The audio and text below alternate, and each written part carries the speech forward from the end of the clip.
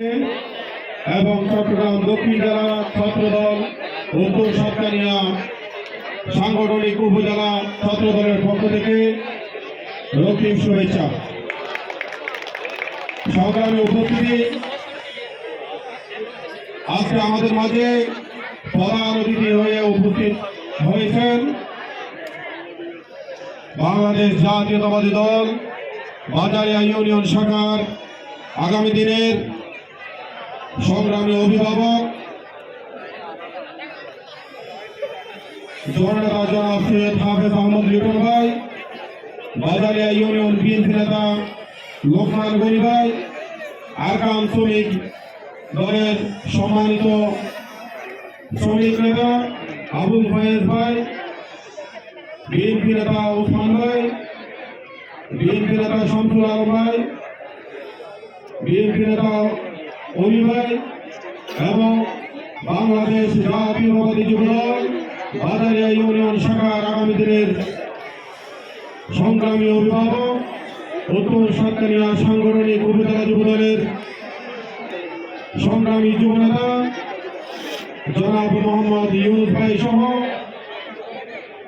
মাঠের বাইরে যে সকল অতিথিবৃন্দ উপস্থিত হয়েছে, আমি সকলকে আমাদের দল, আমার দল বাংলাদেশ জাতীয়তাবাদী দল বাজারিয়া ইউনিয়ন বিএনপির পক্ষ থেকে আবার অভিবাদন জানাচ্ছি। আজকের এই বিশেষ মুহূর্তে আমাদেরকে নাসিরের দোকানের স্পোর্টিং ক্লাব, বিশেষ করে তো এই কথা না বললেই নয়, যারা আমাদেরকে এই অনুষ্ঠানে আমন্ত্রণ জানিয়েছেন, সকলের প্রতি আমরা কৃতজ্ঞতা জানাচ্ছি।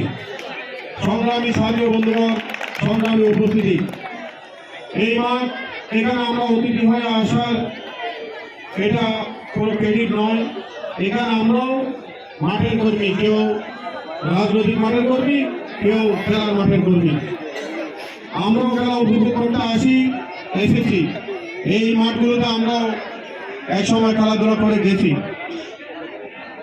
মাদক মুক্ত সমাজ গড়তে গেলে এই ধরনের আয়োজনের অবশ্যই প্রয়োজন আছে। আমরা যেটা লক্ষ্য করি, ইতিমধ্যে আমরা যেটা লক্ষ্য করি, সন্ধ্যা নামলেই আমাদের